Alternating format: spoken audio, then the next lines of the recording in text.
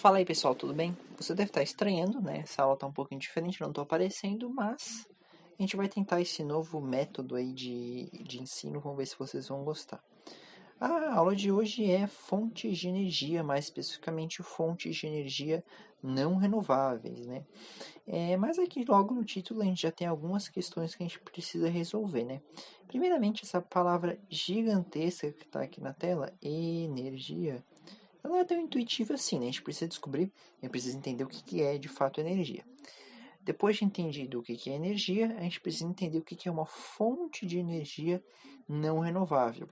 Essas são as duas principais questões que a gente se debruça, que a gente acaba observando logo aqui no início. Então vamos lá. O que é energia? Então, basicamente, energia é um conceito da física que podemos definir como a capacidade de algo de gerar trabalho. Não é meu intuito aqui me aprofundar, tá, nesse conceito, mas a gente pode dizer que trabalho é igual a movimento. Então, se a energia é a capacidade de algo de gerar trabalho, e trabalho é movimento, então energia é a capacidade de algo de gerar movimento. Ou seja, energia é movimento. Sempre quando a gente tem movimento, a gente tem algum tipo de energia ali sendo produzida, ali sendo transformada, né? Falando fisicamente mais corretamente. E eu trouxe aqui alguns exemplos. Um rio, por exemplo, que nasce lá numa montanha e chega até a planície, ele está se movimentando, né? Então, se ele está se movimentando, tem energia ali sendo transformada, sendo movimentada, né? O vapor, né? Quando a gente está fazendo lá, esquentando água, por exemplo, para fazer café, para fazer chá, a chaleira, a tampa da chaleira, ela não começa a se movimentar quando a água começa a ferver.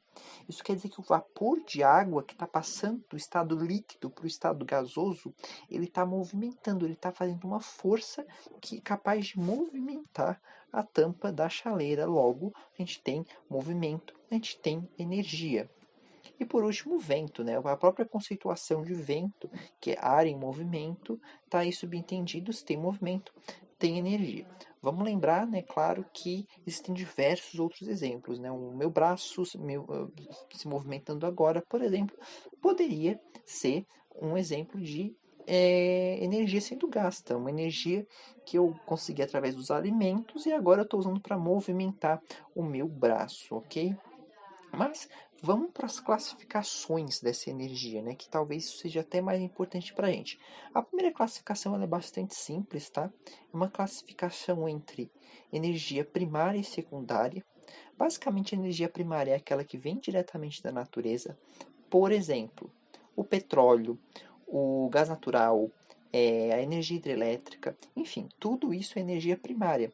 Toda energia que eu extraio diretamente, a fonte de energia primária, né, na verdade, tudo que eu extraio diretamente da natureza é primário. Isso inclui basicamente todas as energias que a gente vai trabalhar nessa aula e na próxima aula também.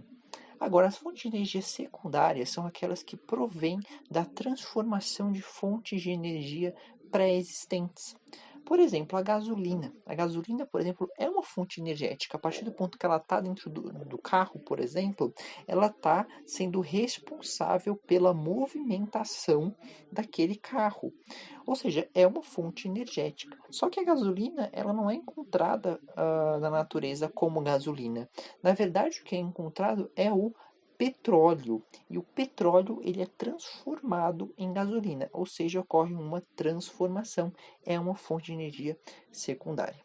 Mas a classificação mais importante aqui é a que dá nome à aula, né? Que é a classificação entre fontes de energia renováveis e fontes de energia não renováveis.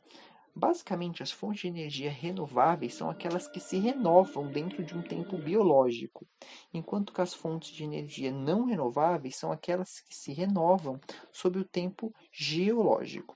Como assim? Energia renovável, fonte de energia renovável, gente, é aquela que durante a vida de um ser humano, ela consegue se renovar várias e várias vezes. Então, se eu esgoto a capacidade ali de uma certa área, né, de conseguir energia, ela vai se renovar dentro de um período de existência humana. Por exemplo, o rio, por exemplo, a não ser que ocorra, claro, o secamento de um rio, que pode acontecer, mas se não houver interferência externa, né, O rio que, sei lá, que está descendo lá de uma montanha, um rio com relevo assim, bastante acidentado, que é utilizado para gerar energia, por exemplo, ele não vai acabar. A água que está ali escorrendo não vai acabar. E a energia vai continuar sendo gerada. Ou seja, é uma fonte de energia renovável, né? Agora, a não renovável que está o problema. São aquelas fontes energéticas que foram formadas em tempo geológico, ou seja, milhões de anos atrás, e elas demoraram milhões de anos atrás para se formarem, ok? E o que acontece? Caso a jazida seja completamente utilizada, eu não tenho mais como obter essa fonte energética novamente. Ela até pode se renovar, mas ela vai demorar milhões de anos para se renovar e talvez a humanidade nem esteja aqui. Exemplo: petróleo, gás natural e carvão mineral, que são as fontes energéticas que a gente vai trabalhar nessa aula. Primeiramente, o petróleo, né? O petróleo é uma fonte, como a gente viu, energética não renovável. A formação do petróleo, ela é orgânica. Como assim? Então, eu desenhei aqui eu fiz um esquema um pouco tosco, mas vamos lá, eu acho que vai dar para entender.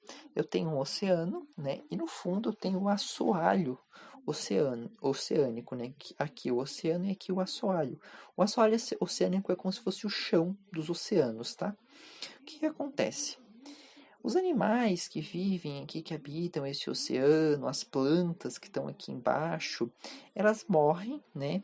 E os restos desses seres vivos se acumulam no assoalho oceânico, tá? O resto de seres vivos. Com o tempo, essa região acaba sendo sepultada por sedimentos. Sedimentos de diversos locais de rios, às vezes, enfim, acabam enterrando esses sedimentos. E o que vai acontecer? Diversos tipos de seres muito pequenos, como bactérias, fungos, enfim, vão decompor essa matéria orgânica, vão decompor esses restos desses animais e milhões de anos depois a gente vai ter a origem desse líquido chamado petróleo. Mas o petróleo não fica aí parado, tá? Por ser um líquido, ele vai sofrer um deslocamento, às vezes até pelo tectonismo, por terremotos, enfim, por outros movimentos, né, que existem aí na dinâmica da Terra. E esse petróleo vai migrar. Ele vai migrar para as rochas porosas.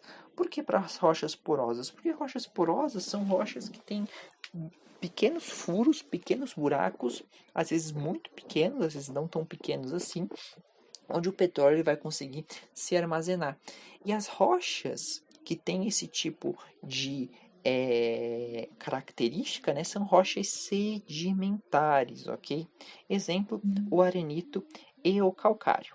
Então aqui a gente já tem duas características bastante importantes, tá, do petróleo, que ele é formado em regiões oceânicas, não tem como ele se formar fora de regiões oceânicas. Se existe a extração hoje de petróleo fora de regiões oceânicas, isso quer dizer que naquela região já existiu um oceano, e ele é encontrado hoje somente, único e exclusivamente, em rochas sedimentares, dentro de rochas sedimentares, ok?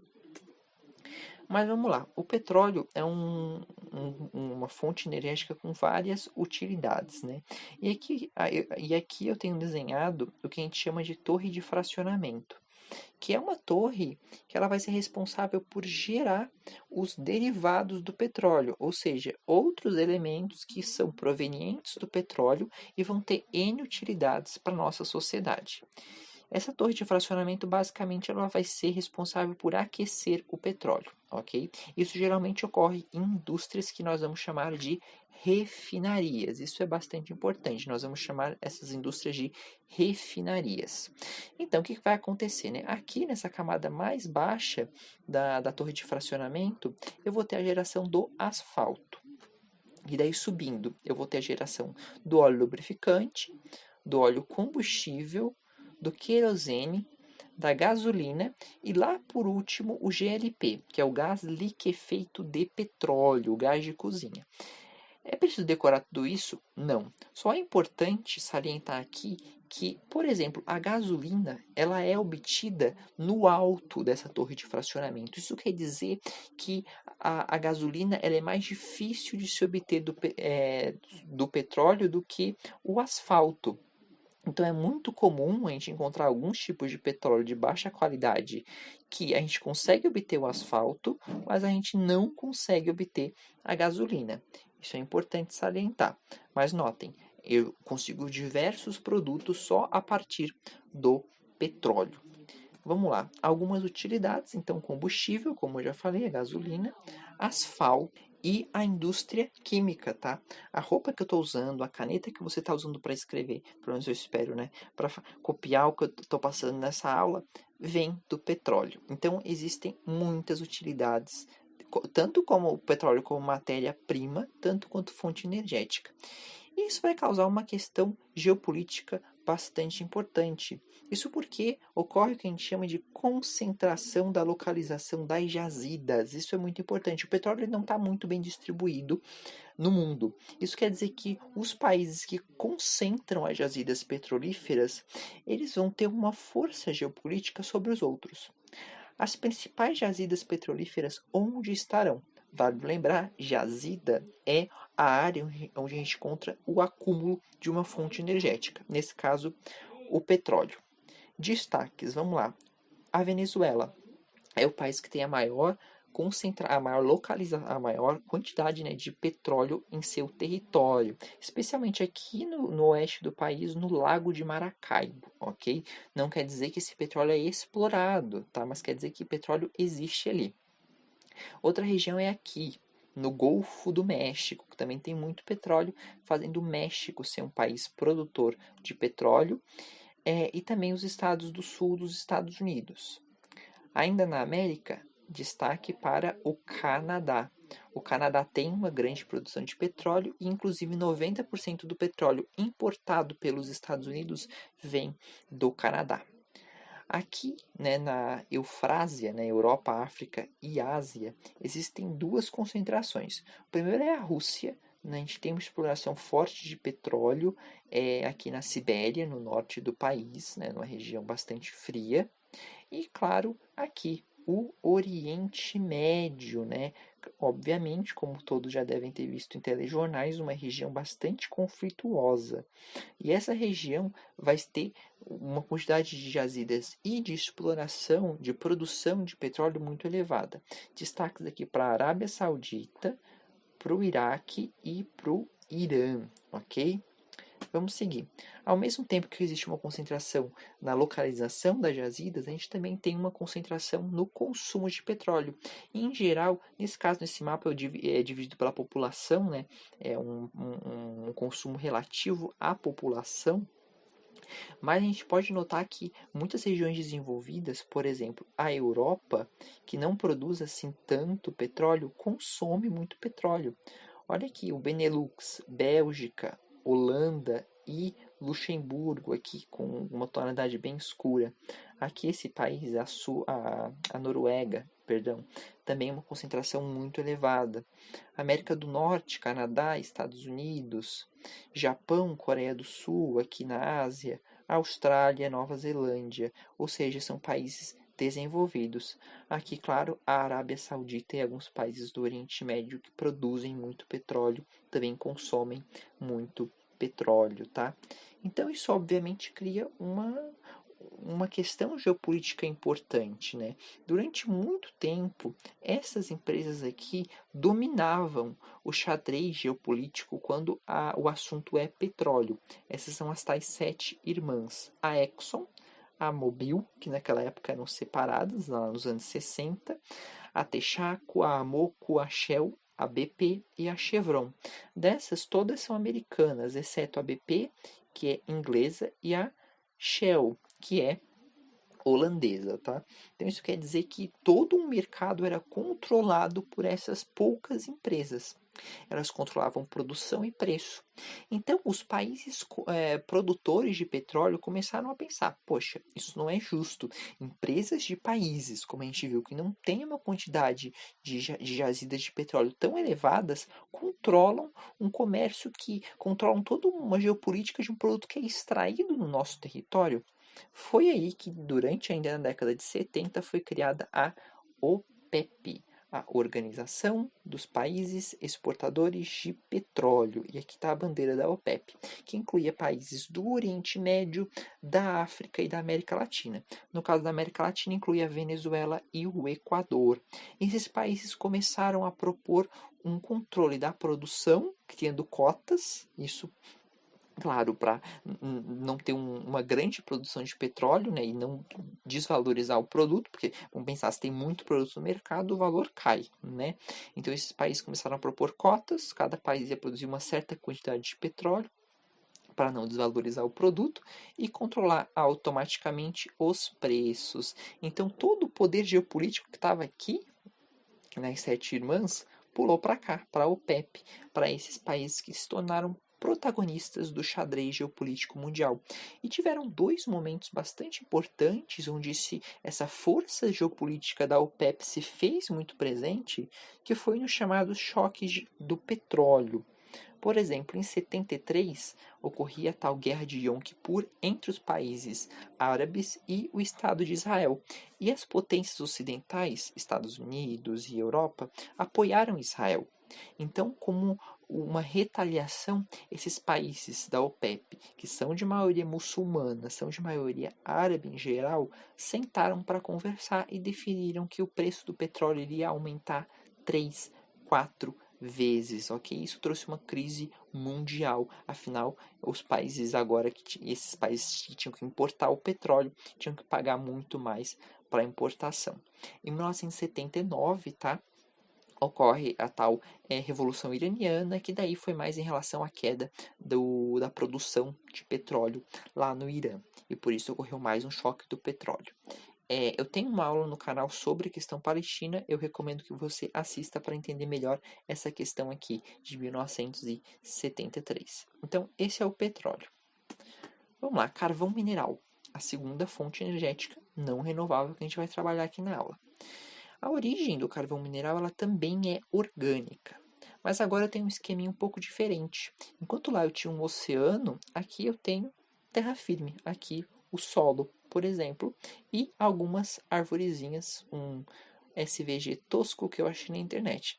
Mas tá, como que o carvão mineral é formado, né? Essas árvores, o que vai acontecer? Primeiramente, não precisa ser árvores, tá? Podem ser algumas plantas, por exemplo, pequenas, ocorre algum tipo de inundação. Essa inundação vai impedir que aquele material orgânico, vegetal, se decomponha. Por algum motivo, que pode ser qualquer motivo, ocorre o sepultamento, o soterramento dessas florestas, ok? Então, junta esses dois fatores, inundação seguido por sepultamento. E através aí de ação de pressão, de temperatura, enfim, de várias coisas, a gente tem a formação do carvão, ok? Então, uma diferença básica do petróleo é que o carvão é formado em terra firme, o petróleo no oceano. Então, foi a fonte de energia da primeira revolução industrial. Isso é bastante importante. Quem viu a minha aula sobre revoluções industriais já entende mais ou menos o que eu quero falar aqui. A primeira fonte energética, né, que ajudou o mundo a se industrializar lá atrás, durante a primeira revolução industrial lá na Inglaterra, foi o carvão mineral. Não se descobriu, não se sabia da existência do petróleo. Então era carvão mineral. Então foi a fonte de energia da primeira revolução. O petróleo só se tornou a principal fonte de energia do mundo na segunda revolução industrial. Uma coisa também importante salientar é que carvão é rocha com alto teor de carbono, tá? É meio que um conceito guarda-chuva, porque existem várias rochas com diferentes características que são consideradas carvão. Eu vou trazer algumas aqui: o antracito, a hulha, o lignito e a turfa, que são diferentes tipos de rocha com quantidade diferente de carbono. E é o carbono que vai definir o potencial, o poder calorífero dessas rochas. Ou seja, quanto mais carbono nessa rocha, mais energia ela vai gerar. Então, o antracito, por exemplo, é o tipo mais interessante de carvão, tá? Porque ele é o mais com mais carbono. Depois vem a hulha, o lignito e a turfa, que é o que é menos interessante. Mundialmente, o mais explorado é aqui, a hulha, ok? O antracito é mais raro, por isso ele seria mais interessante em tese, mas é mais difícil de encontrar.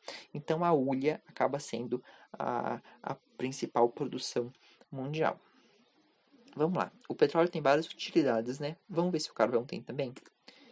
Produção de aço como matéria-prima, ele é usado nas usinas siderúrgicas e metalúrgicas, tá? Na produção de aço. Na indústria química, para produção de várias coisas que utilizamos no nosso dia a dia, então também parecido com o petróleo. Mas aqui o mais importante para a gente é isso aqui, nas termoelétricas, tá? O carvão, ele é usado, ele é queimado em certas usinas que transformam esse calor em energia elétrica. E essas usinas são as usinas termoelétricas, que se diferenciam, por exemplo, das usinas nucleares, que onde a queima não é de carvão, é de urânio, um elemento químico radioativo, ou das hidrelétricas, que a produção é feita não pelo vapor da queima, né, ou pelo aquecimento da água, mas a produção é feita através do movimento das águas nos rios. Mas isso é assunto para uma próxima aula. É importante só salientar que ele é usado na indústria química, na siderurgia para produção de aço e nas termoelétricas. Agora, problemas, né? Obviamente, o carvão mineral tem muitos problemas, e o primeiro deles é o custo de transporte. Enquanto o petróleo ele é líquido e permite que a gente consiga colocar ele em barris e exportar para o mundo inteiro, em navios gigantescos, o carvão mineral não é tão simples, afinal ele é um material sólido e pesado.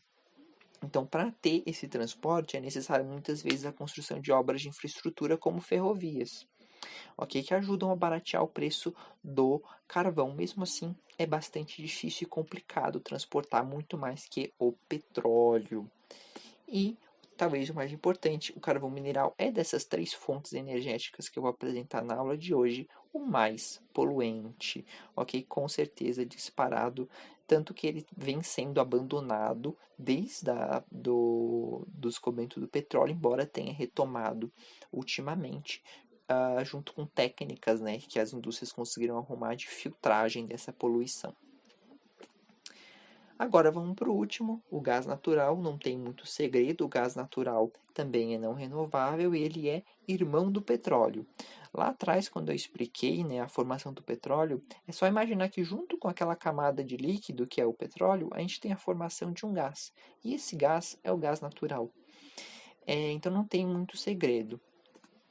Dentre os pontos positivos do gás natural, ele é menos poluente que os outros dois. Então, se a gente fosse montar um ranking, o mais poluente seria o carvão mineral, seguido pelo petróleo e depois o gás natural. Ele é barato para a produção de energia elétrica, isso é muito interessante, usado em termoelétricas, mas ele tem um ponto negativo que é bastante inconveniente. Imagina, transportar um gás não é nada fácil, não dá para colocar gás em um barril, né? Então o transporte tem que ser feito por gasodutos. O que são gasodutos? São tubos como esses aqui que cortam países, cortam continentes. Por exemplo, aqui no Brasil, isso é assunto que a gente vai discutir melhor quando a gente falar do uso dessas fontes no Brasil, da problemática energética brasileira, mas existe uma tubulação dessa gigantesca, como se fosse uma tubulação, sei lá, de esgoto ou de água que vem para sua casa, é como se fosse um tubo desse que vem lá da Bolívia até o sul e sudeste brasileiro. Então imagina, construir isso é muito caro, ok? Então acaba sendo um inconveniente bastante grande do gás natural. Além da Bolívia, outro país que a gente pode citar é a Rússia como produtor de gás natural. Através de gasodutos, a Rússia distribui gás natural para quase todo o continente europeu. Então, basicamente, essa aula que eu tinha preparado, eu espero que você tenha gostado. As 3 principais fontes de energia não renováveis. É um método um pouco diferente, vamos ver se vocês vão gostar. Deixem nos comentários se vocês gostaram ou não. Se inscreva no canal e deixe o seu like. Até a próxima.